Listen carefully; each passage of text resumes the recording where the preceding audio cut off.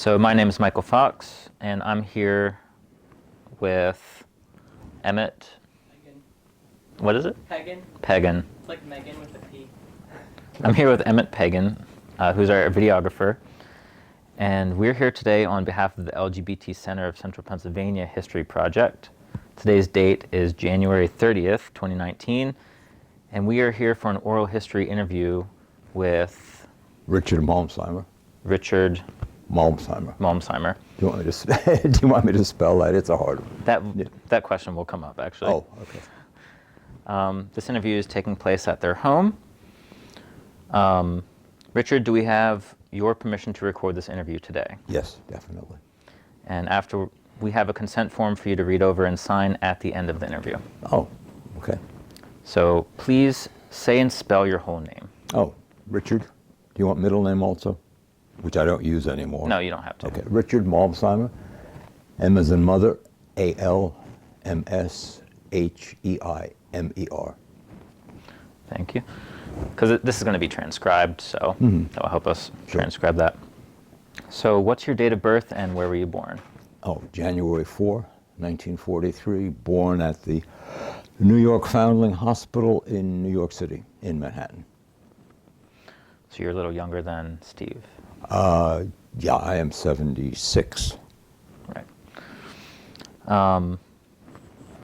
So you were born in New York. Can you tell me a little bit about your family of origin? I know virtually nothing about my family of origin. My birth parents, let me remember what I did find out, were unable to marry. Their families at the time objected. My mother was Polish, my birth father was Italian. The families at that time just wouldn't allow marriage.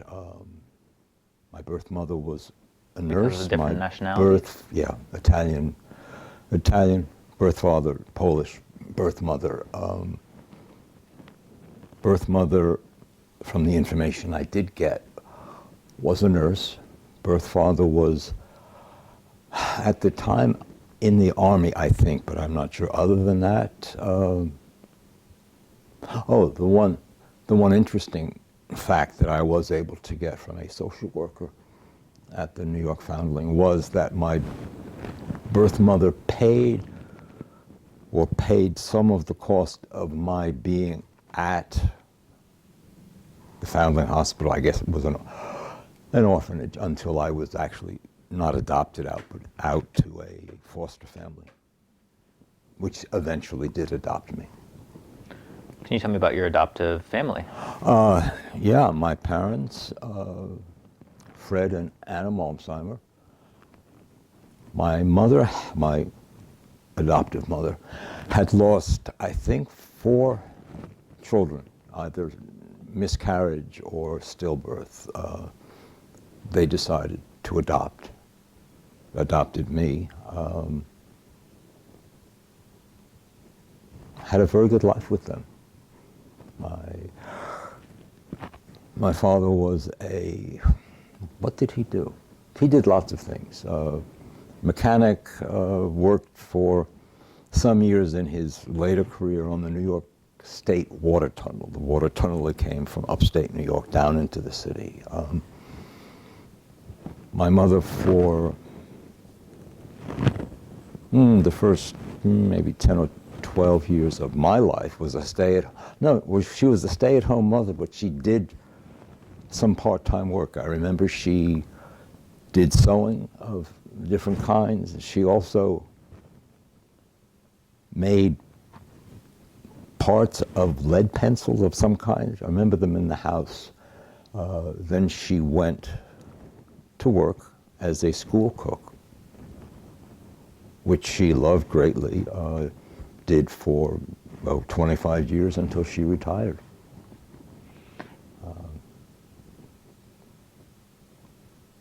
They both came out of the Depression, which made them very eager to keep what they could get and to get as much as they could financially, with security. They were able, in the in the mid-50s to buy what for them had always been a dream house. They had always wanted to live on the water, on the Great South Bay, on Long Island, somewhere near the bay. My father had boats for, I remember, early childhood, the boats that he had. Finally, they bought their dream house on a canal off the Great South Bay, and they loved it. A lot of boating, a lot of just good times on the bay. On the bay at a time when it was still not so overly crowded that it became difficult to enjoy. Eventually, I remember him getting very, very upset by boats that would be going too fast, that would be dangerous, that kind of thing. But the boat was important to him. I think one of the saddest days in my father's life, and I by that time probably married, was the day he sold that boat. And he stood on the dock and he watched somebody else taking it out. That was hard. Did you grow up in that house? Yeah, I was in that house from, 8th grade. Changed schools at that time from 8th grade until I graduated from high school, and then college until my mother kept the house until she died. I then sold the house, which made it possible by that time in probably 1998, 99. That gave Steve and me the chance to buy this house. Awesome.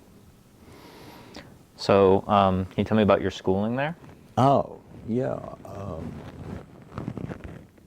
I did elementary and I guess what would now be called middle school through the beginning of 8th grade in West Babylon, which was not a town, but an area near where the house on the canal was.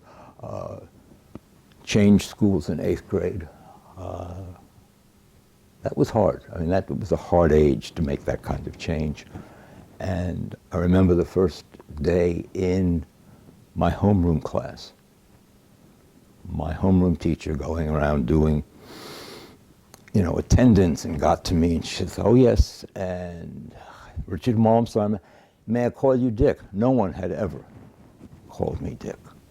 But of course, 8th grade, new school, new teacher. "Oh yes, you may call me whatever you."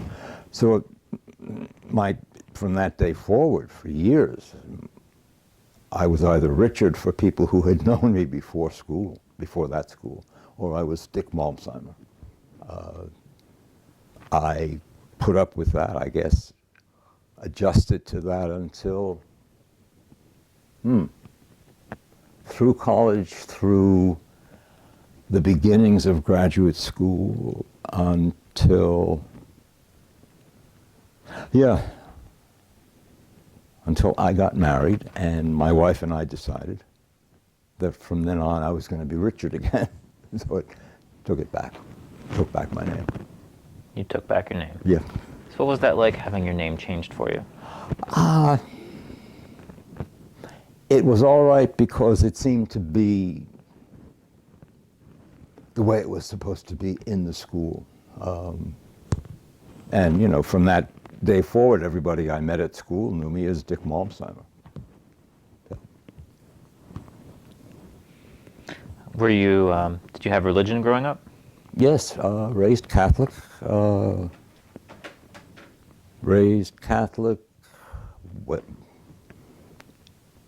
I don't know at the time that was a very serious religious experience for me. I went through go through the motions, communion, first communion, confirmation, take another name. So I then became Richard Robert Joseph, the confirmation name, Richard Robert Joseph Malmsheimer. Oh, too many names. I when I was in college, probably a year or two in, I stopped going to church pretty much. Left the church, I remember one parents' weekend. My parents were up visiting, and we were out somewhere, taking a walk or something, and I finally told them that I had, stopped being a Catholic, and that was hard for them. I guess for the next, if I was 20 years old then, for the next at least 30 years I was without church. When I met Steve, he was very active in his church here up the road, Charlton Methodist, and I started going with him as as visitor. Began to get first to know people that I liked, became more and more both interested in and I valued what was happening with the liturgy, with the religious aspect of this is a church. There's a lot of social things going on, but there's also some way of connecting with something else, higher power, whatever.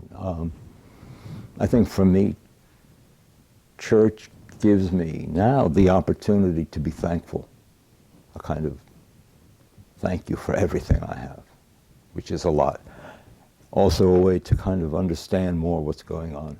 So that was a good experience. It has been and continues to be.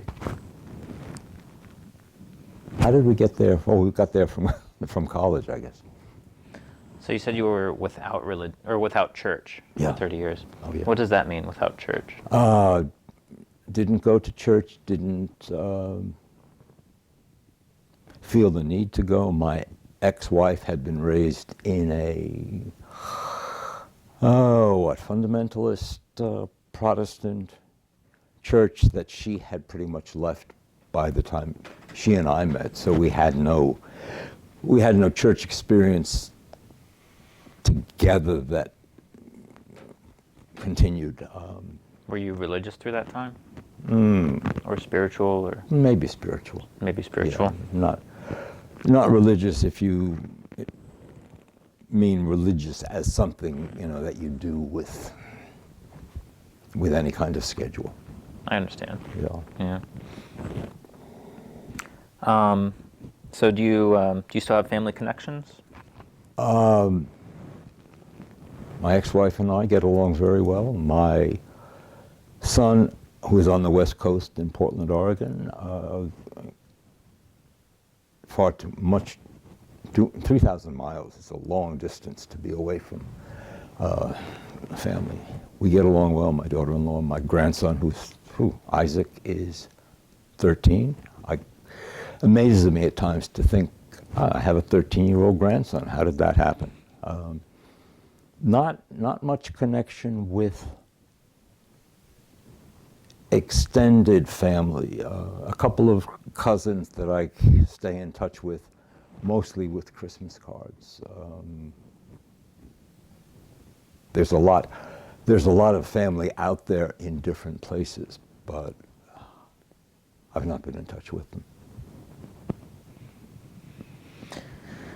And how did you find your sexuality? Oh. Very slowly, kind of stumbled, not through it, but maybe into it for a long time before I actually came out. I was very late coming out, probably in my 40s. My parents' home on Long Island was near Fire Island, which has a wonderful national seashore. And there's the rest of Fire Island, which is also wonderful. But that one section of the national seashore had a nude beach. A nude beach. Which was wonderful. I would go out to visit. By then my father had died, so I would be going out to visit my mother. We'd go to the beach. One day on the new beach, met a very attractive man. We hooked up very briefly, but I suddenly realized, oh yeah, okay, that's what all that is. From there, I got in touch first with the gay switchboard here in Harrisburg, and then with a very small group called Gay Fathers of Central Pennsylvania. And then from there got in touch with Dignity, at then time, and still, the Catholic gay support group.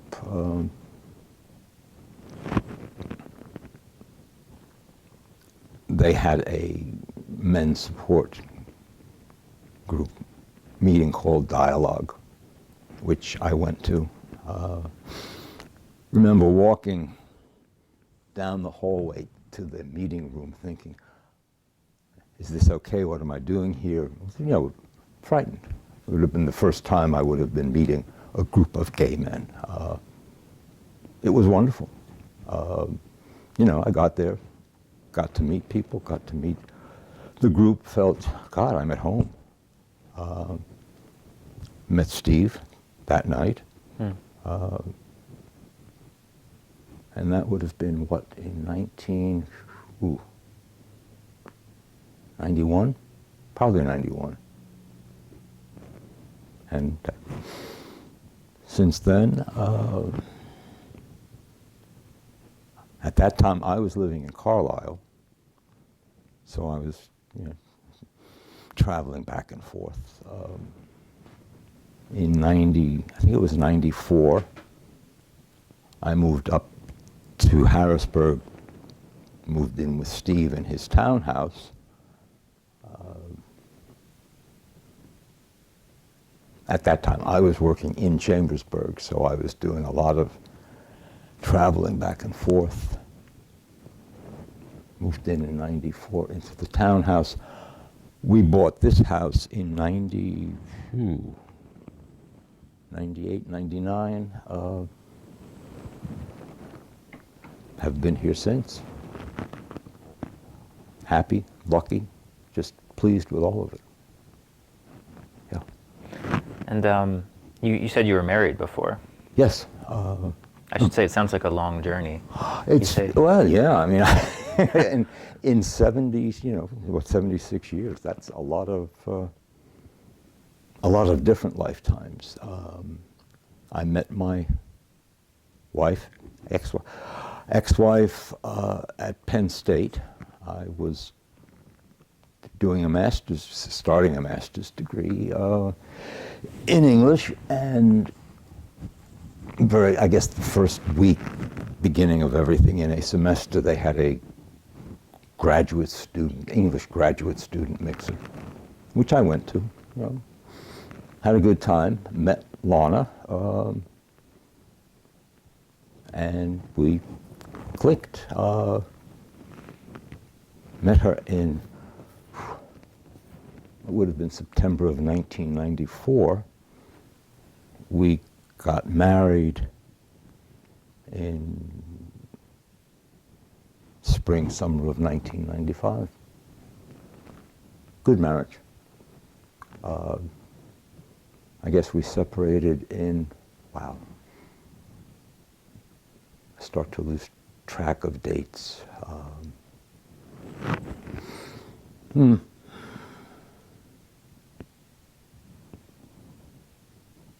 Well, probably in 1987, 88. Yeah, thereabouts. You said you were married in 95. Did I say 95? Yeah. Wait a minute. No, that couldn't. No, that couldn't have been. We would have been married. We would have been married in 1965. I'm sorry. 65. Yeah. Right, and you met her at grad school. Mm-hmm. And did you? Where did you get your undergraduate degree? Undergraduate degree, Colgate University, upstate New York. Uh-huh. and then Penn State master's program, and then, Were you at University Park? pardon? Were you at University Park? Yes, yeah, main campus. And then the University of Minnesota for a PhD. Spent a lot of time in school. Probably too much time, because I really didn't know what I really wanted to do. So, What was your PhD in? oh, in American Studies. American Studies. How long were you working on that? Forever. It seemed like forever. I would have started at Minnesota in 1966. Left Minnesota for San Diego in 1973. The dissertation was not finished.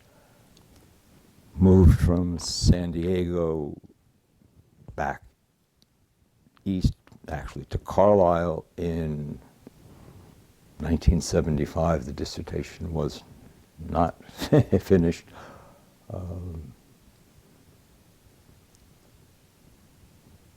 Is that like 10 years? Oh yeah, yeah.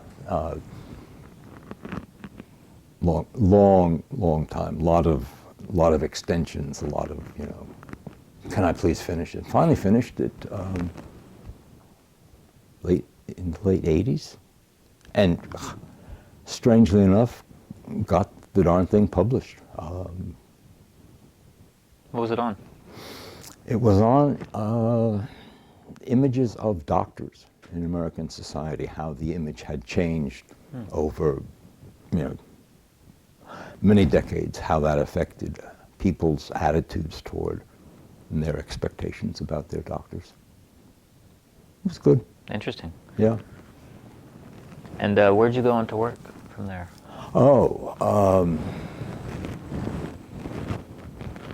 When I was in graduate school, both at Penn State and at Minnesota, part-time appointments teaching, teaching writing, teaching introductory literature courses, communications courses, American Studies courses. In San Diego, teaching at a community college there, and then back, when we got back to Carlisle, teaching for a year at York College of Pennsylvania. Had a rough time there because I went into a bad depression in the fall of that first year there. So I guess I didn't even finish the first semester, and then they were very generous, let me have another semester when I was doing kind of tutoring. But I knew all that time that I really didn't want to teach. I didn't want to stay in that. So for 1 year, that's how it happened. For 1 year, which would have been 76 maybe to 77, I was completely unemployed, working on the dissertation. And then for maybe another year, 2 years, doing interesting kinds of part-time work, warehouse work, working at a Middle Atlantic millworks in Carlisle, just different kinds of things. And Middle Atlantic Millworks. Middle Atlantic millworks. Can you explain what that is? Huge warehouse that distributed lumber of all kinds to builders. So you would get a train car would come in, unload lumber, timber, things, that would eventually be going in to make houses. Very good, healthy physical work, but not quite what is it, not something I was going to stay with. In, I guess, the spring of, when would it have been? Oh, come on, I can think of this. Yeah, spring in 1976, Carlisle Hospital was about to open its new psychiatric unit. Very small at that time, 8-bed psychiatric unit. they were advertising for a whole range of staff. So I thought, that sounds interesting. You know, I had been a psychiatric patient for a while. I thought maybe I could use that, what I had learned from that. So I applied, and they hired me. As the job title was psychiatric assistant, which was a fancy way of saying, yeah, you're a hospital orderly, but you're an orderly on the psych unit, so we give you a different title. It was good work. And at one point, I decided I really didn't know very much about what I was doing. I could do it well, but I didn't have the book learning partly for doing this, so I went to Shippensburg for a master's degree in counseling. And I guess I stayed at Carlisle for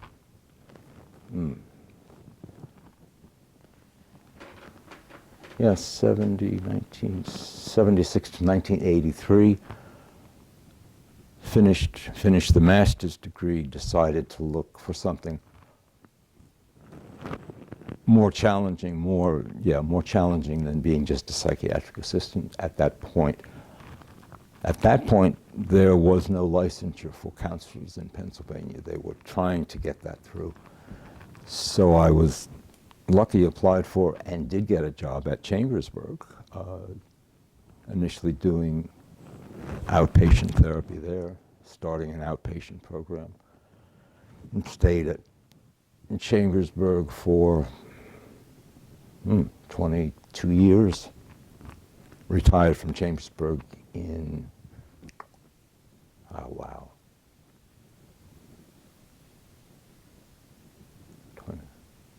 2005-ish? Pardon? 2005-ish? About, yeah. I would need to go Yeah. go back and see my resume. During that time, too, licensure came through, so I became a licensed, LPC, licensed professional counselor.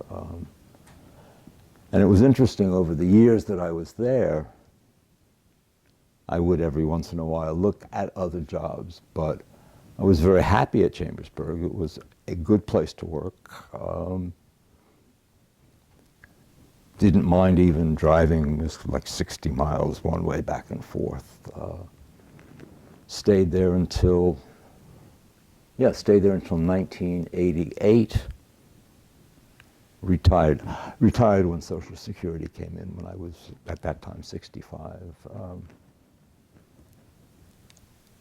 It was interesting because I retired. It didn't take me very long to be kind of bored with not enough to do. So I worked for the 2010 census for, I guess it was in 2009, 2010, in there. And then, that's right. At that time, there was a new psychiatric hospital opening up in Harrisburg. Pinnacle Health and Hershey Medical Center, if I'm remembering correctly, combined their psychiatric services into something called Pennsylvania Psychiatric Institute, PPI, which I knew something about because I had a friend who worked there. And the director of PPI was someone who I had worked with at Chambersburg. So I thought, you know.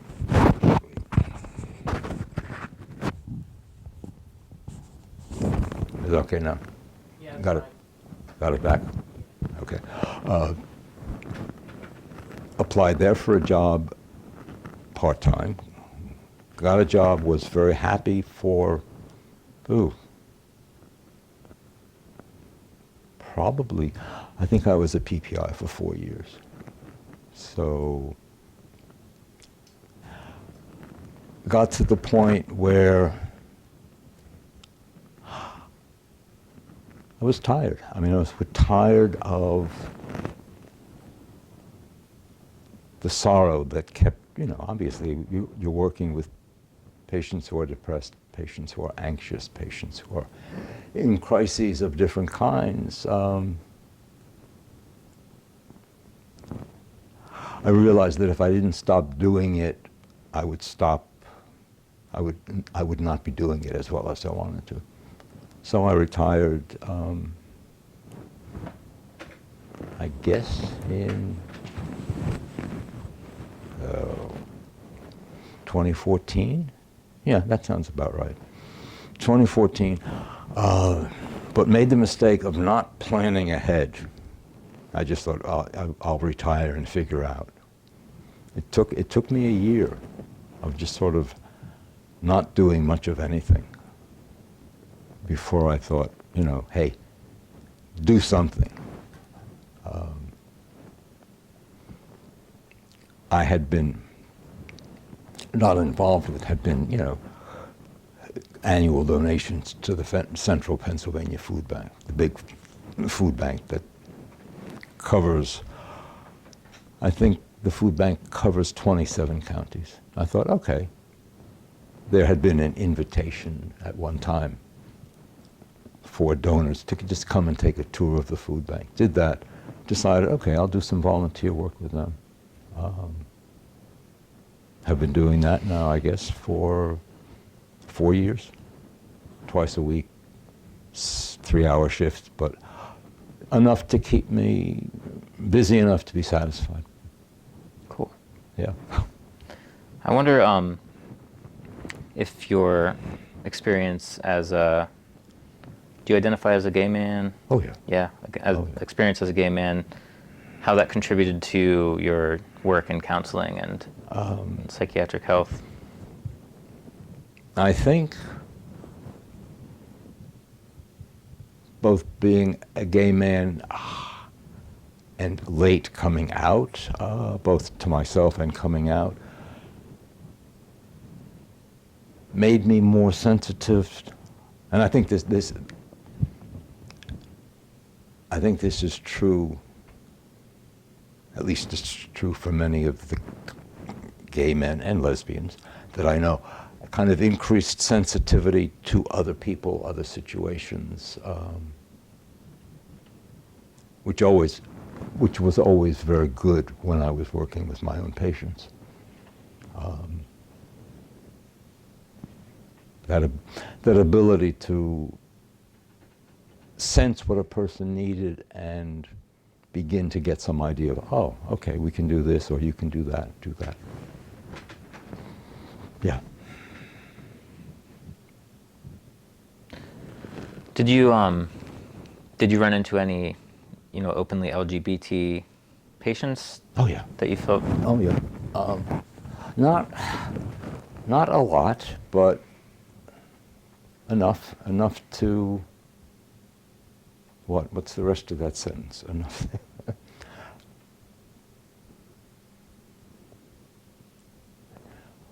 Enough to make me fairly sure that I was not missing that part of a patient's life. Because, 20 or 30 years ago now, it was more difficult for a person coming in to the therapy room to say, I've got these problems because I'm gay, because I'm lesbian, because, that always took a while for a patient. It wasn't that long ago that being gay was thought of as a mental illness. Oh, yeah. No, it was. When did the American Psychiatric Association rule that out? Probably. I think it was in the 80s. It was the 80s, 70s, 80s, but not long ago. Yeah, I was curious about that. Is that something that you were aware of, and did that impact you coming out or figuring out your sexuality? No. No. Because I didn't know anything about the American Psychiatric Association until I was actually working as a therapist.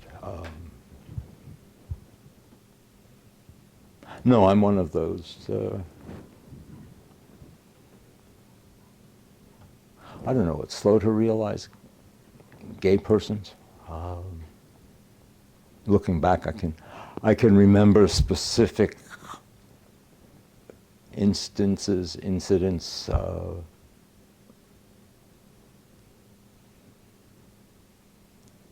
remember being in San Francisco. I went out to San Francisco with my college roommate at the time. Walking, I did one night, a lot of walking in San Francisco. Didn't know really where I was, but managed to get back to the hotel. But walking back to the hotel, a man came up to me and started talking, and I thought, wait a minute, this is not right. It might have been a hookup. I kept walking. So there were lots of short instances that I guess I either ignored or denied. Just said, no, that's not. But eventually they broke through the facade. In San Diego? Oh. Where was it that you Here, no. realized? In Carlisle, but probably what, 1990, thereabouts. So all No. three. Yeah, the chronology is interesting because that coming out took place about the same time that I learned that I was adopted. I did not know that I had been adopted until I was in my late 40s. I was back visiting my mother. My dad had already died. My older son was in Italy doing a junior year abroad. I was going to go to visit him, so I had to get a passport. To get the passport, I had to go somewhere on Long Island, Suffolk County, to get the passport process started. And I was at home visiting my mother, sitting at the dining room table looking through a phone book. She said, "What are you looking for?" And I said, "Oh, I have to get a passport so I can go to Italy to visit Matthew." And she stopped and looked at me and said,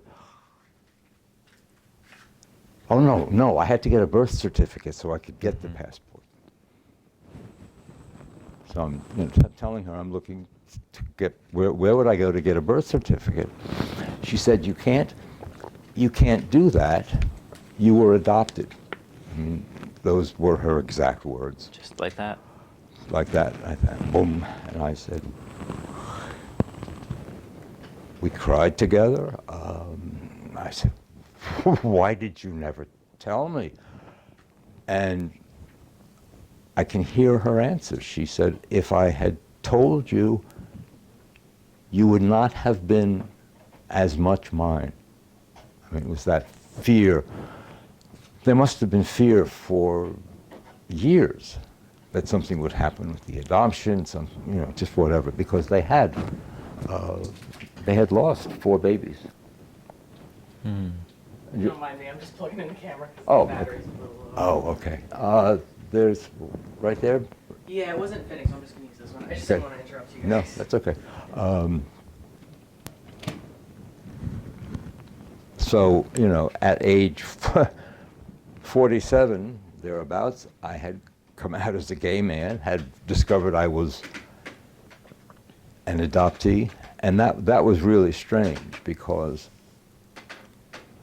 when I told my sons about that, my oldest son said, "Hey, great, we can get Italian citizenship," because my birth father was Italian. I don't know. But I tried to find some information, went in New York to the New York Foundling Hospital, tracked them down, discovered where, got some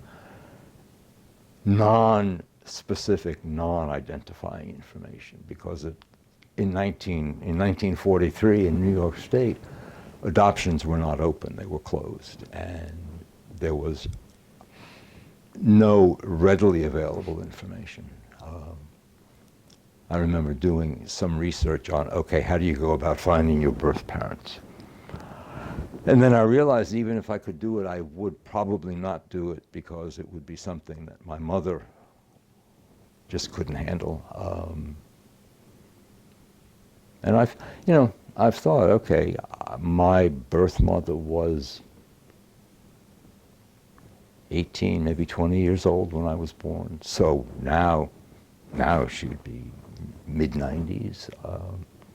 What would it be like after 47 years for me to come into her life, into my birth father's life, so I didn't do it. But I wonder sometimes. So at the same time you were coming out as well, Mm-hmm. and you were married. Mm-hmm. Yeah, a lot going on. So what was that process like of coming out in your marriage?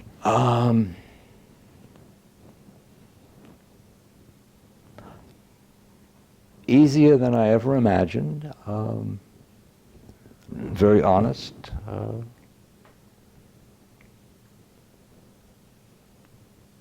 I remember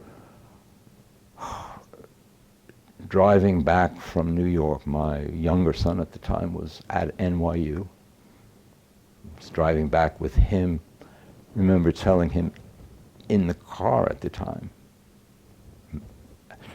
Aaron, long conversation, Aaron, I'm gay.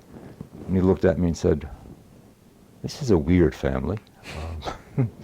My older son, I think, at that time was in Italy. Told him about it by mail. Told my wife about it. She was okay with it. We separated in, wow. Could it have been 87? Maybe 87. I don't have the dates, but Did you separate long after you came out? a couple of years. You were still together for several years. Yeah. And good. I mean, good together. Just a lot of understanding, a lot of care. Separated. Finally decided we've got to get a divorce. Steve and I were together at the time. We had the same lawyer for the divorce. He looked at us at one time and said, God, I wish all of the divorces that I did were this easy. Because it was just, what do we need to do legally to do that? So we did. You and your wife had the same lawyer? Oh, yeah. Okay. Yeah. I was wondering, just if you don't, I don't know if it was just one thing, but what went into deciding to come out? Do you remember how you made that decision to start? So the question was, what went into deciding to come out? Just in front of the mic, Okay. Oh, what went into it?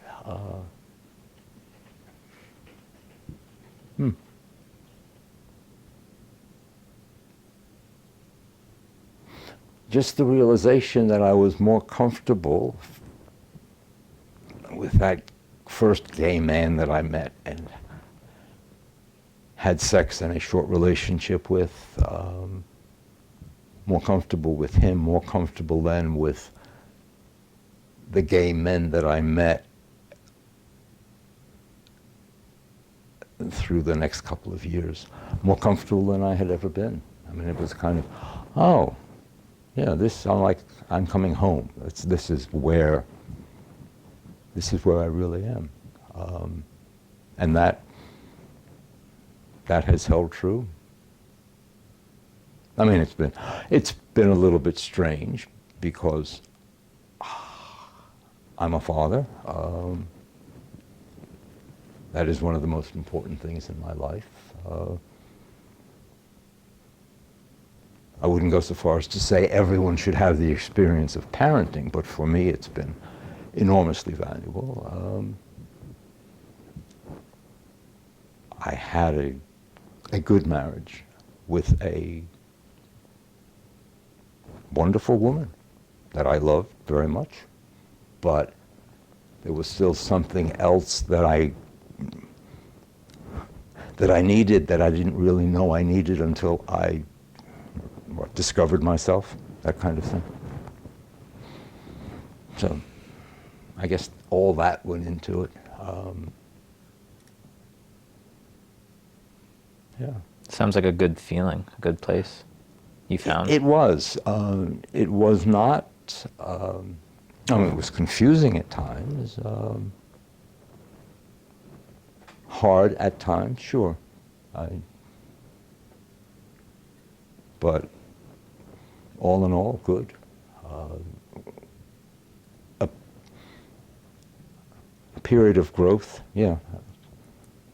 Growing into the person that I've become, that I am now, that sort of thing.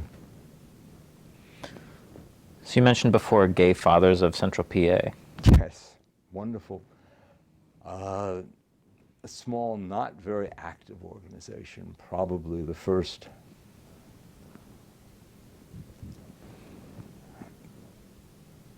got to Gay Fathers from the switchboard. I called the switchboard, needed to talk about, hey, I think I'm coming out. Got some information, got a lot of support from the switchboard, whoever it was I was talking to. Met the coordinator, facilitator, whatever, of Gay Fathers. Had not very much, there wasn't much activity there. It was an organization that had members, but they never seemed to get to do very much. Then from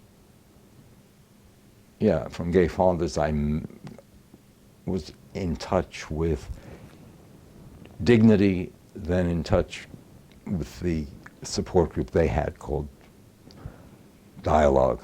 I think I mentioned this earlier. Went to the first Dialogue meeting, actually met Steve at that meeting, began to meet the gay community in Harrisburg. Sounds like shortly after you came out, you started engaging these resources and you met Steve shortly afterwards, right? Yeah, within, probably within the first year. Yeah, it was 6 months. And for much of that development, you were in central Pennsylvania. Yes, in Carlisle from 1975 until 94, moved to live with Steve in his townhouse. In 94, we bought this house, I think, in 2000.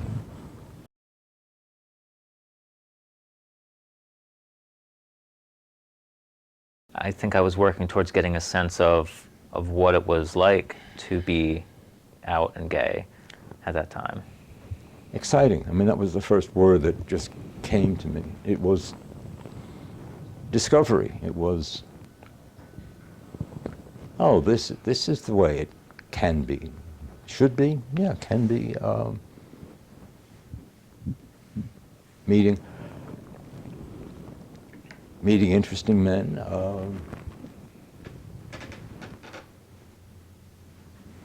Discovering that a lot of stereotypes that I had learned over decades were just stereotypes and not real. What sort of stereotypes did you have? Oh, the kind of typical homophobic, negative, gays are blah, blah, blah, blah. No, I didn't. Yeah, everybody's blah, blah, blah, blah. Gays are both like everybody else and not like everybody else. We are we are similar but different. However, we manage to deal with those similarities and differences. Fascinating.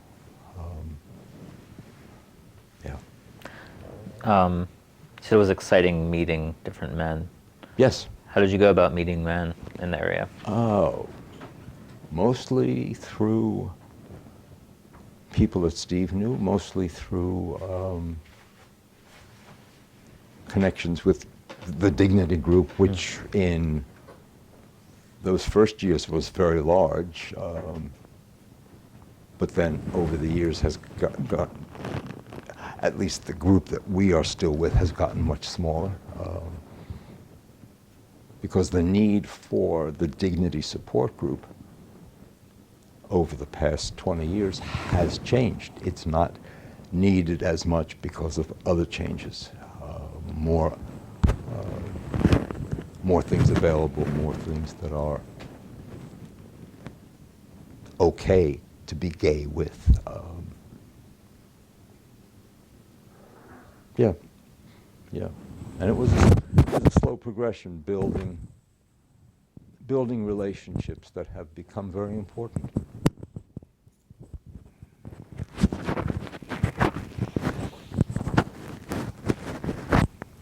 So how do you think things have changed? What kinds of things have changed?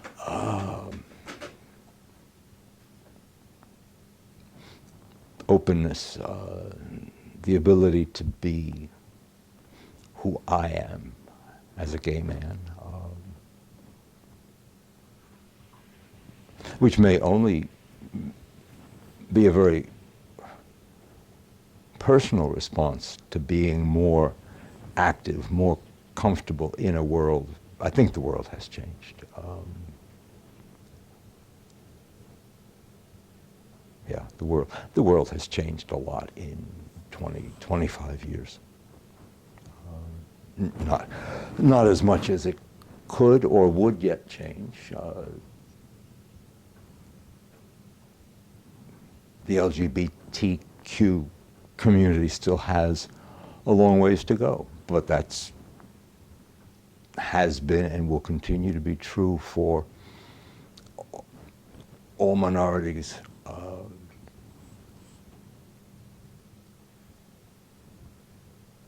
Yeah, the world has difficulty incorporating diversity. So if we're part of that diverse group or that diverse group or that one, it takes a while to get into things. I don't know, did that make sense? I think that made, yeah. One thing that I was curious about is just like that kind of like self-acceptance piece. Like how did, like if you don't mind talking a little bit about like just becoming comfortable with yourself. Yeah. The point at which I stopped denying or making excuses to myself for feelings that I had that I can't handle that now, push it away. Just comfortable, getting more comfortable being gay, getting more comfortable recognizing that. Do you feel that the world changing contributed to your sense of self-acceptance? Oh, wow.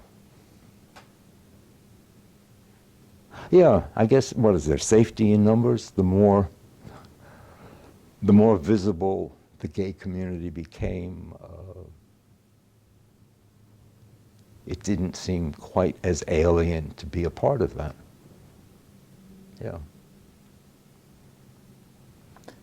Did you ever face any discrimination? Whether it be employment or... Not in employment. Housing? I don't think so. I've been both, I guess, very lucky. I sometimes think I'm a very... I think it's a weather alert. Yeah, That's the weather alert on Steve's phone. Yeah. It's telling us, no, it's probably telling us that the polar vortex is coming, watch out for whatever.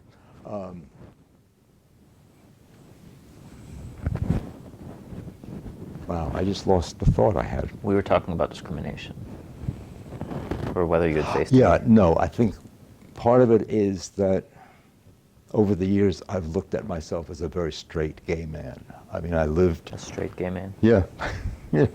lived straight for 47 years. 47 years, thereabouts, yeah. Now I don't know. I don't know how, I really don't know how people perceive me. And okay, I am who I am. However you out there, how you deal with that, okay, that's your business. So I don't think discrimination has been a problem. Fortunately, yeah, fortunately. Yeah, do you think that's the case for a lot of people in the area? I mean, I'm happy to hear, but that you didn't face any. Yeah. I wonder if that's the norm. No, I think probably for gay men, for lesbians who have been out for longer portions of their life, who came out earlier.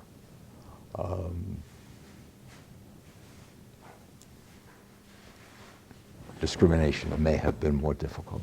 Yeah.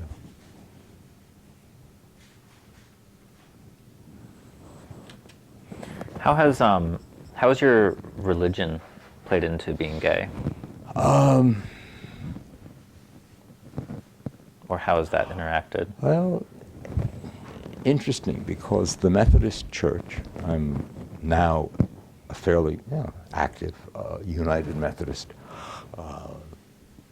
but the Methodist Church worldwide is going through a period of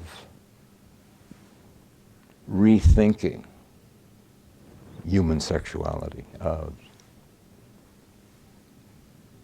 What it is really going through is facing the fact that different people interpret Scripture, interpret the Bible in different ways. But it has come to be focused on sexuality, on homosexuality, particularly on what happens to a homosexual. In the church, what they can do, what they can't do. And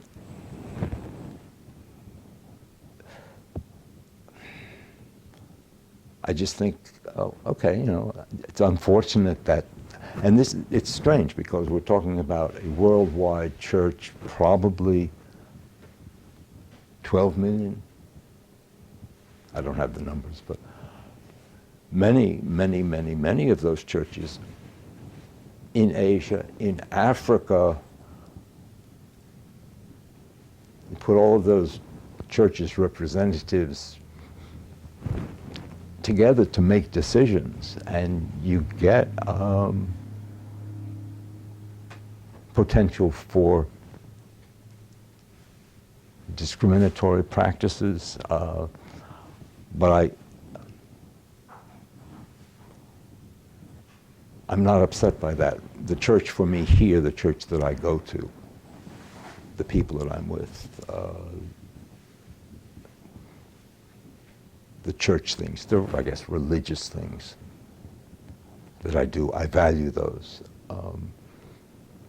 Whether or not the big worldwide church approves of me or other homosexuals, that doesn't bother me.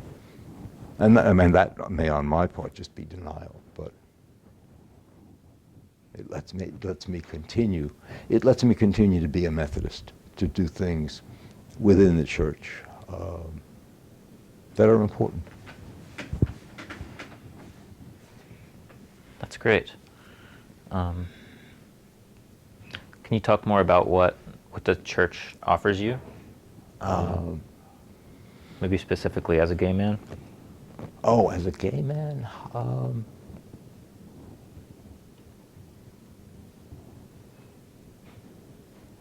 It offers acceptance, at least acceptance by the people that I think know that I'm a gay man. I'm never sure in the church whether Steve and I are known as gay men. I think by now we probably are, but maybe not. You know, as I said, I'm a pretty straight gay man, so I kind of don't know that. But the church offers acceptance. It gives me, I guess most importantly, a place and a way to say thank you. Thank you for what I have had. Thank you for what I do have in this life. You know, it's thank you God, thank you higher power, whatever. I am thanking for all of this. Some way to do things that are socially important, financial things, but also some volunteer work that helps other people. Yeah, all of that. Has it been difficult for you to find a spiritual home?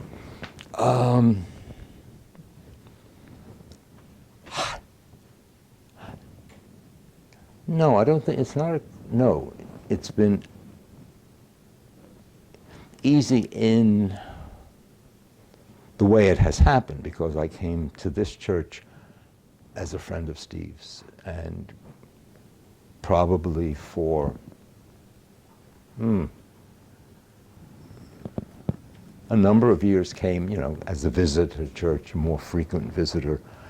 And then I decided it was important to me, it was something I wanted to do, to become a Methodist.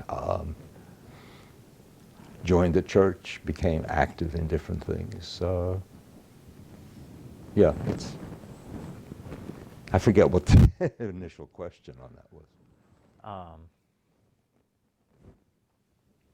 That's okay. I kind of did too. It's okay. We got to a place.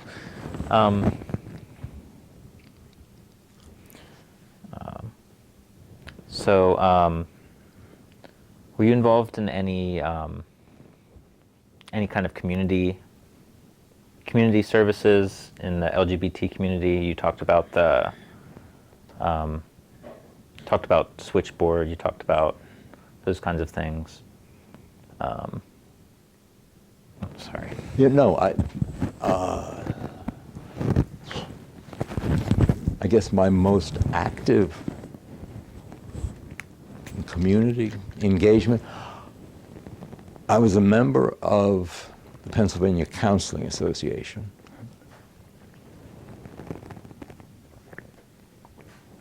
At one of the conferences, many years back, there was a sign-up sheet. Would you be interested in a LGBT? I guess then it was just an LGB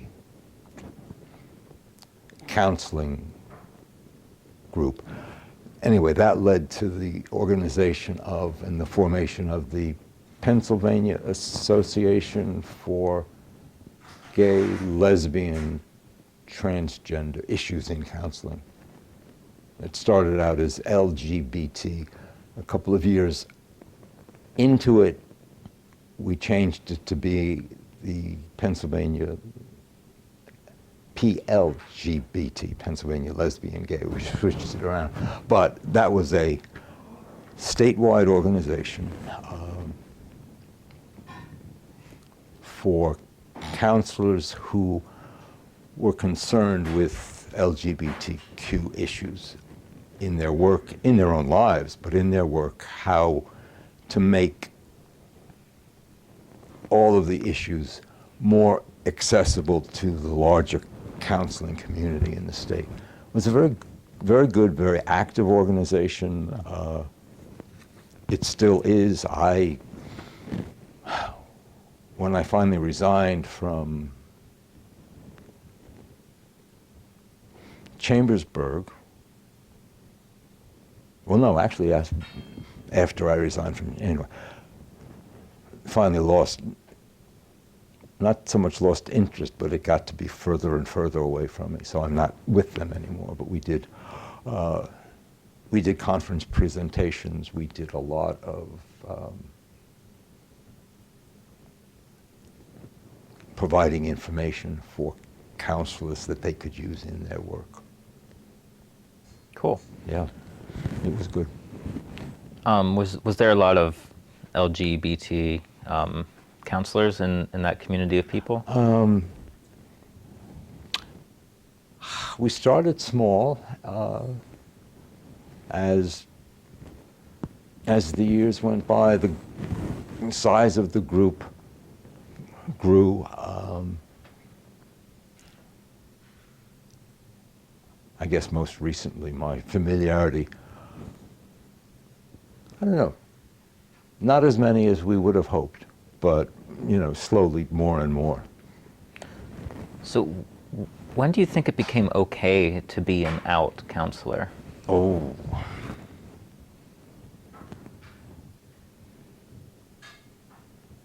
For me, it was okay from the time that I came out to my co-workers at Chambersburg. And I don't know if that matches the same time it came out for any large group of people, but When was that, if you don't mind me asking? yeah, I'm trying to get the dates straight.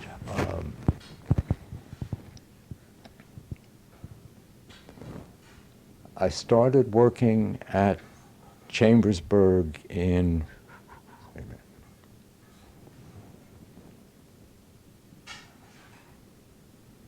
'76, '80s, probably in 1983. No, let me think a minute. 79. I started at Chambersburg in '86. The timing doesn't work. My younger son committed suicide in 2001. We had Sorry a to hear memorial. that. Yeah, we had a memorial service for him. A number of my colleagues from Chambersburg came to that. Met Steve. Met my older son, met my, at that time, then ex-wife. But it was, you know, very clear to them what was my situation.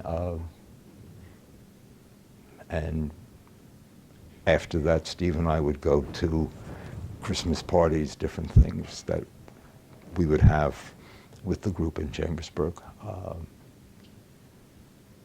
So the coming out was a kind of, oh, okay.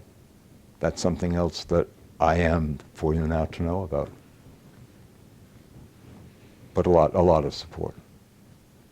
One thing I was curious about, because you mentioned about your church, that you're not sure if they even know that you're gay. You think They do.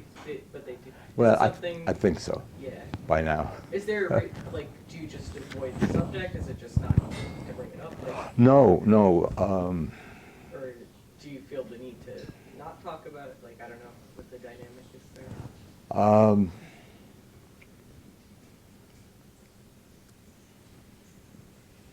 I don't feel the need not to. I just figure, okay, this is who I am. What you know is what you get. But more recently, it's been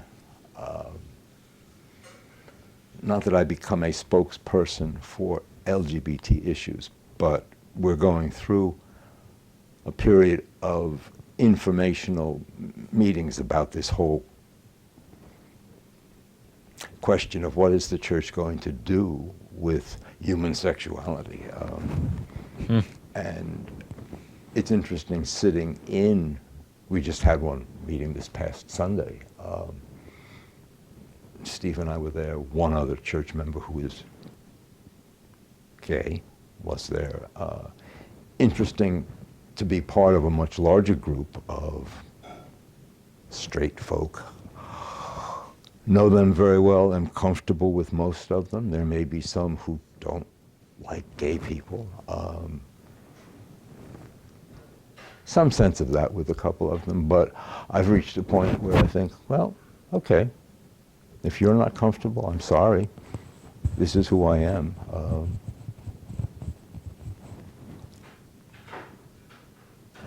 Churches are changing, and I think church members have as much difficulty as anybody else seeing the world change around them. What's it like being a part of a group where you are a minority deciding sort of what will become of you, if you know what I mean? You mean what other people are Basically like straight people deciding. Yeah, how my church will deal with things. Right. Oh, with the church, that doesn't bother me. It bothers me much more, what, politically, just seeing where the world is going. The whole transgender issue, the whole thing going on with that makes me angry. Can you say more about that? It makes me sad. It makes me realize how much we still have yet to do to both educate people, but make the world, make the world, or at least, or parts of the world, and if that happens at enough different parts, where people can just be comfortable with diversity, with difference, with people who are not all the same.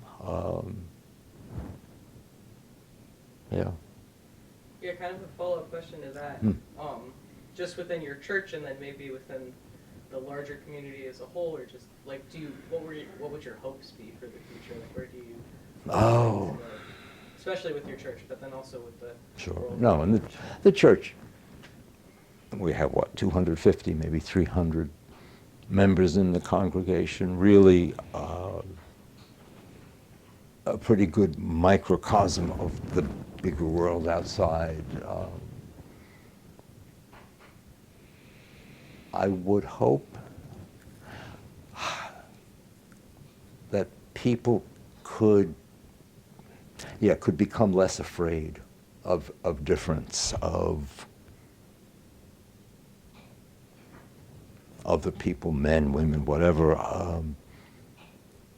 who are doing things in different ways. And that has been happening. Look back 10, 20, 30, 50 years. Yeah, it's been happening, but it's been too slow. There have been far too many people hurt badly. I've been very lucky. I don't think my coming out has been hurtful, has not been painful in the way that it has been for many other people. My parents were both. No, that's not true. My father was dead. My mother was still alive. My mother met Steve a couple of times, but I never had a chance to say, "Mother, I'm gay." Whether she had any sense of that, maybe, but I kind of doubt it. But I didn't go through the difficulties coming out to parents, to coming out to high school friends. I mean, doing it older made it, at least for me, was easier. But again, what I would like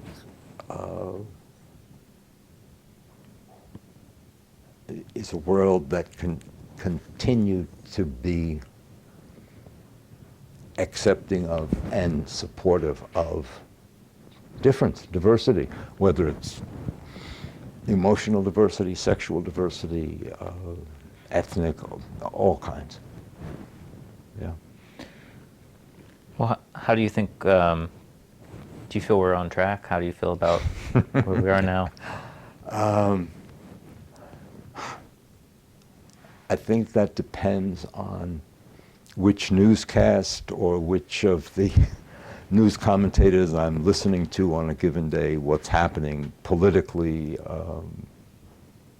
I'm much more hopeful the more I hear from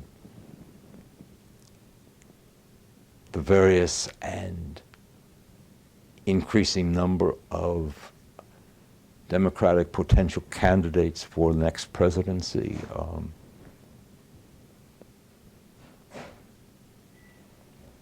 The political situation angers and saddens me at this time. I mean, what it is doing to people, what it says to the world about our country.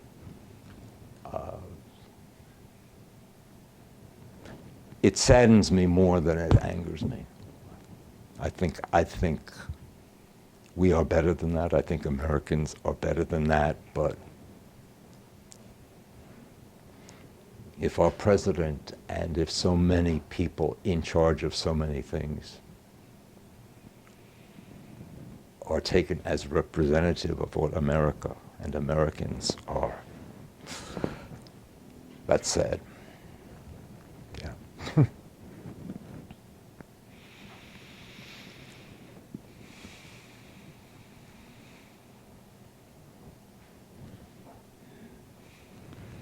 No, but I'm just even in the middle of all of that, they're just little bright spots. The openly gay mayor of is it Indianapolis? Not sure. Who is now running for the Senate?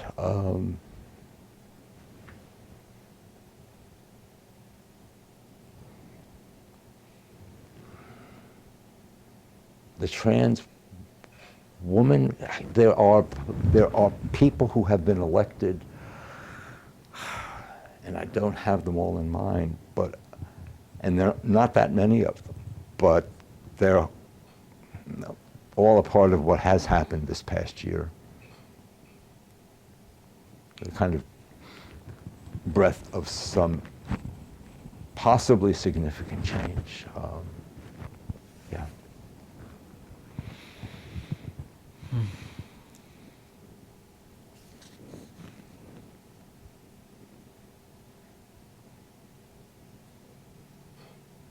Anything more you'd like to say about that? No, Okay. I just sort of shifted Yeah. gears in my head to Uh-huh. how easy it is now to support both causes but particular people because of what, I can be on the computer reading emails and have 6 appeals for money going to any number of different individuals. And all I have to do is click yes to Act Blue, which is a collection agency for lots and lots of different candidates and things. Just click yes, enter yes, boom, there it is. Which in some ways is wonderful, that it makes it that easy to support good things. Dangerous if I get to doing too much of it. I mean, financially dangerous. But I guess my feeling is that there is change. And some days I think, a lot of change. Some days I think, oh God, why don't things change more or change faster? But I know that it's a very slow process. I mean, I look back over my own life, 76 years. I try to remember sometimes what it was like being 20, 30, 40. And sometimes it's hard to remember that.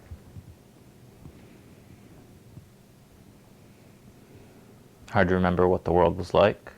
Oh, both what the world was like, but what was I like? I have a journal that I started in the late 70s, and it's interesting to go back and read it. At different times it seems like, who is that person? I don't know who that is. But there's that kind of evolution. I think that's true for most people. I don't know that we recognize it as much. I think it's hard to see the changes that take place in us unless you have somehow. I mean, for me, part of it was simply the training that let me become a counselor, and then being able to do a kind of some of that with myself. Okay, who are you? Who are you now? Who have you been? How has that changed? Yeah. Change is good, hard, but important. Yeah, kind of going off of that, do you think that coming out and then obviously having your relationship with Steve, do you think that has changed you in any significant ways, or not really? Mm-hmm. Oh,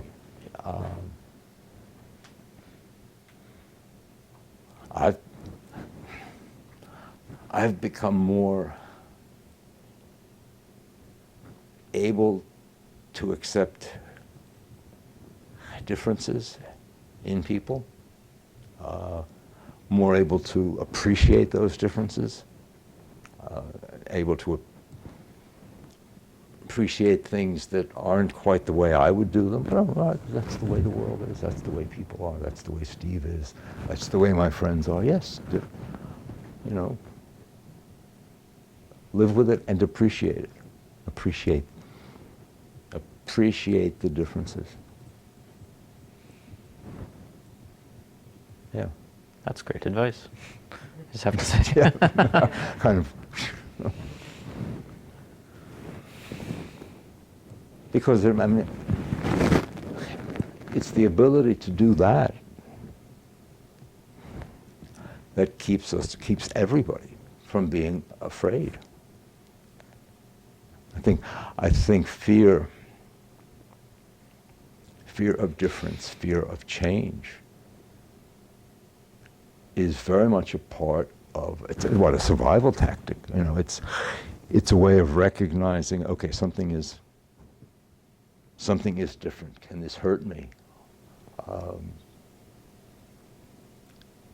For people who can say, yeah, it's different, but it's not going to hurt me. No fear.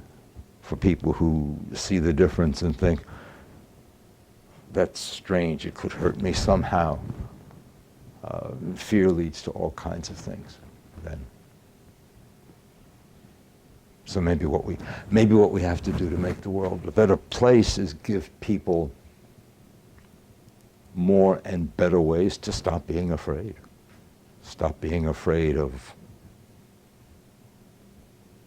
all of the differences that the world presents.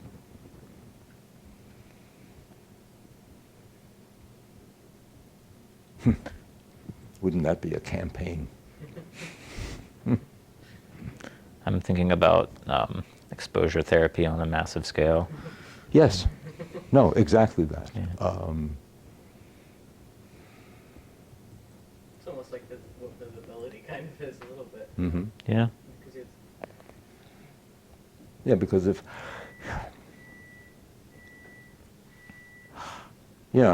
everybody who is different in whatever ways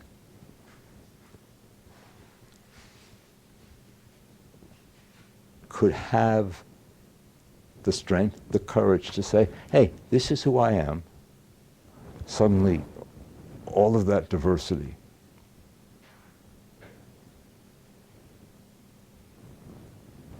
visible, maybe we would all be, I don't know, I'm thinking, how could I be comfortable with a genuinely serious, committed, homophobic, Republican, conservative, not Republican, not even conservative,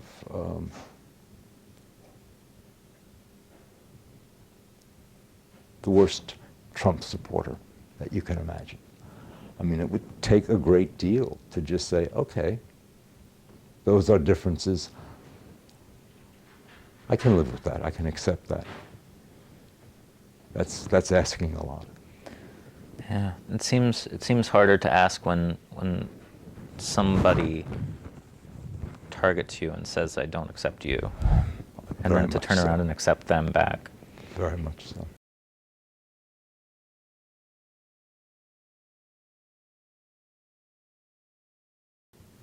Yeah, it's it's hard to keep turning the other cheek. You kind of run out of size of your head to get slammed on.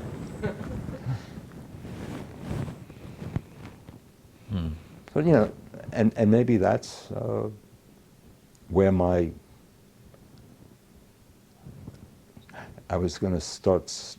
I started to say church going, and then I thought, no, religious, but it's that sense of, okay, you know, you go to the Bible, and some of the lessons there are so basic, you know, love one another. Yeah, okay, that's what we're here to do. If we can do that, in whatever ways we do it, it works, and it will get people a lot further along.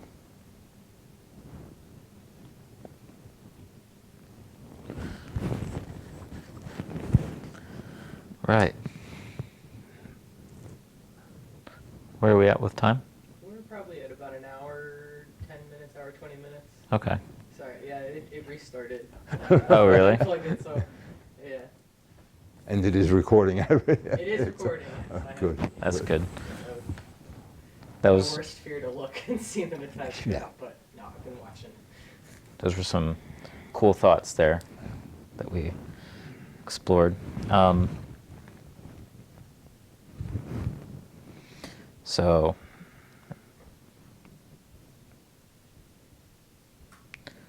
we've kind of covered a lot of this stuff. Important events or turning points in your life. What changes have you seen? What challenges remain? I think that's good. Whew.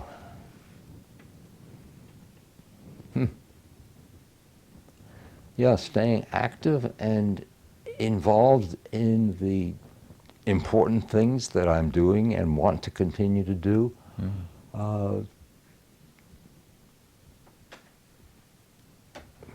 With health issues that are taking more and more time, energy, making things harder. I remember at one point thinking, yeah, I finally know why people retire from work. They retire from work so they can take the time they need to take care of themselves.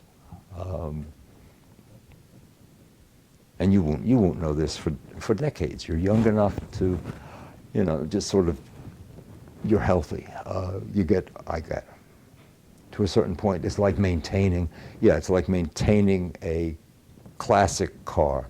You have a lot to do to keep that Chevrolet running. Do you think it's how do you think it's different as a gay person and aging? Oh, and aging.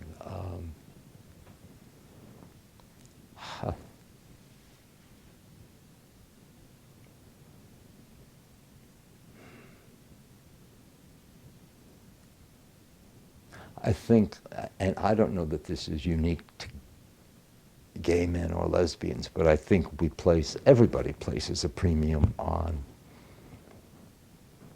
youth, on certain kinds of attractiveness, on certain kinds of sexuality. Yeah, I mean, and that changes over the years. In both the straight, I'm just thinking, I don't know whether you watch a lot of television or notice ads. There are actually some ads now that include two women who are clearly in some kind of relationship. Even at least one ad that I'm remembering that have two men clearly in some relation, but they're young. They can't be more than 30 years old. You don't yet see that kind of representation of two 70-year-olds. The full spectrum of life is not being represented. No, it's not. And in some ways, it's not fair to say, okay, it's a television commercial. It's trying to sell you things. But still, it is that image, that visual, oh. And I'm sure that many people seeing those representations, those commercials, don't even think about it at first. But if you see it, you know, if you're able to pay attention, if you're able to look at the world around you, yeah, okay, that's change. Very small, very, very limited, but still change. Yeah, the same thing with African American individuals, families.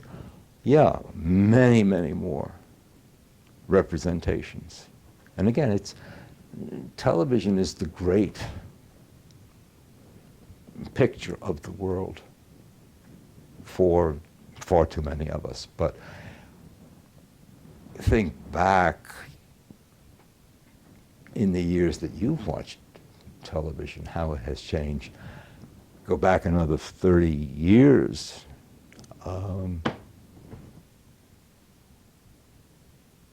It's a different world on the screen, but it's also a different world that we all live in. And I think part of what happened in the past, 20 years, maybe there's been too much change happening too fast for a lot of people to be able to accept it.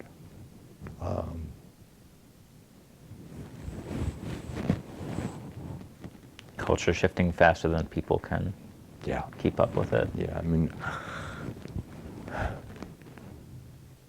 America elected its first African American / black president. My God. But then the response to that was to elect 45. How do you get from Barack Obama to, what's Trump's first name? I just lost. Yeah, I mean, to go from that to that, what happened? What happened in this country? What do you think? I think part of it was that enough people got scared shitless about the world that they saw around them. Too many different things, too many changes, too many women becoming stronger and more powerful, too many blacks becoming visible, important, too many queers becoming, I mean, just all of those diverse groups, put them all together and suddenly you've got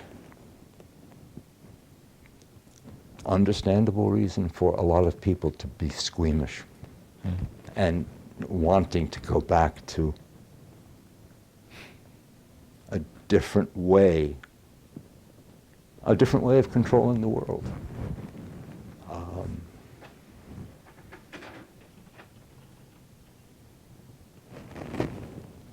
And again, it's what we've talked about with just the ability to accept difference, the ability to accept change. I guess the ability to have enough confidence in yourself to say, oh, that's okay. You're different. That's different. We can deal with that. Yeah. So you said that TV is the kind of the face of the world for too many of us. How have you? What changes have you seen in that over time, in representation for gays, for example, or LGBT people? If any representation was there at all? I'm trying to think back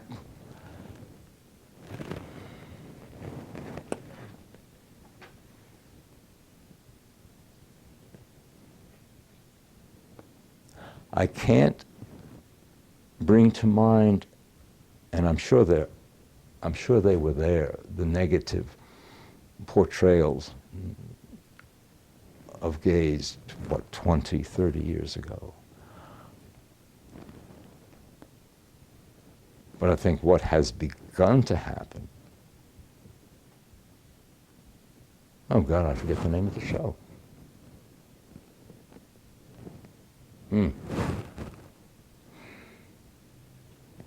What was the show like? I can see the characters, I cannot see the name of the show. Was it Will and Grace?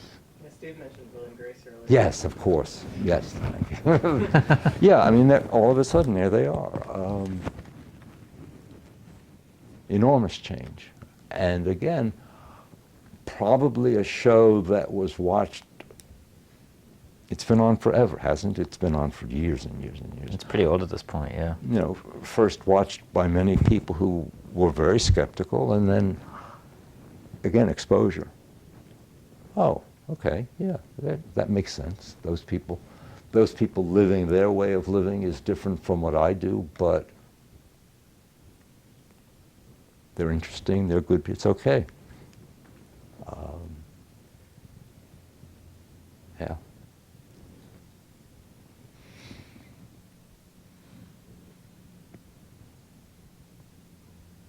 Interesting too, because Will and Grace is a show that we have rarely watched. Yeah, I think Steve said he wasn't a fan. So whatever that means, whatever that means. Myself and my boyfriend don't care for it either, so I don't know, Yeah. whatever that's I for. don't think I've ever seen it. I've heard that. Haven't? Oh, well, you have to find one of those channels that does Yeah. marathon Will and Grace and just, Check it out. There's some good characters on it, for sure.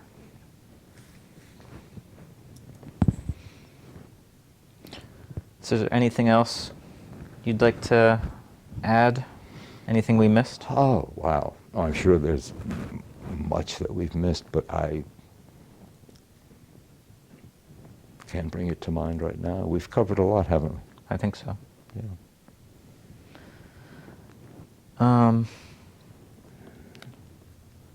feel like moving towards the end here. Do you have any documents, photos, or artifacts related to the LGBT community that you might share with us or donate to the project?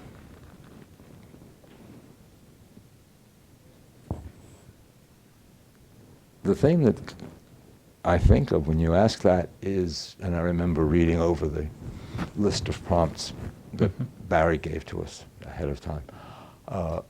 I have journal entries that, for me, provide chronology, but I don't have documents. I mean, what I have might be a letter from Dignity saying your membership is up and that kind of thing. That could be fascinating. You think? I mean, it's a link to the past which will eventually be lost unless recorded. Well, why don't I look through those And we notebooks we could scan it or photograph it and and get them to Barry and let him do it? yeah. Yeah, if you think of anything or find anything, I'm sure you can just let Barry know. And then Okay, and let him take a look at it, and if he can use it. Or else I can copy it and just give it to him and say, hey, if you don't want this, trash it, or whatever. No, Yeah, the journal is interesting because, yeah. I know I have a series of notations for the first dialogue groups that I went to, the ones, met Steve and who was there. I even had a diagram of the room, who sat where. Really? Back in the, oh yeah, that was there. But I don't know that would be I mean, the kind of thing you would want. I see that as a historical document, honestly. It's somebody doing research on Dignity would want exactly that kind of document. Oh, Okay. I mean, if it's not too much trouble, it would at least be worth, like, you could send Barry an email and just kind of outline what kind of stuff you might have. My boyfriend is basically a researcher. He sells postcards and stuff like that, and he goes into the oddest things to find locations or information about something. So that No, kind of but sure. document. Sure, no, that would. Yeah. Also, the counseling group that you said you were a part of sounded pretty interesting. I don't know if you have any documents from that, but that would be another thing to think about. Right. Yeah, Yeah, because Pagelbitic. That was Yeah. the. Yeah, I will look through that. I have not been in touch with that group now for several years, but oh, wow.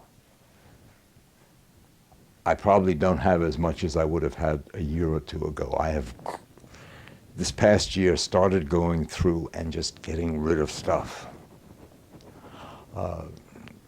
We have too much stuff everywhere, but that also meant I was going through folders, files of stuff that, well, I'll see what's there. Great. Okay. Yeah, let Yeah. Barry know what you find. I can do that. And probably better to be err on the side of. Too much Yeah. rather than, yeah, because you or he can make a better judgment of that than I could. Right. I think especially him, obviously. yeah. Yeah, yeah. And do you know of any others that you think we should contact and interview? Oh.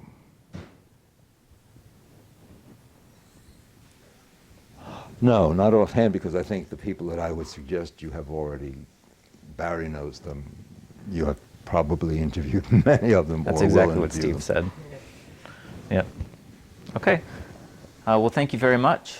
Thank you.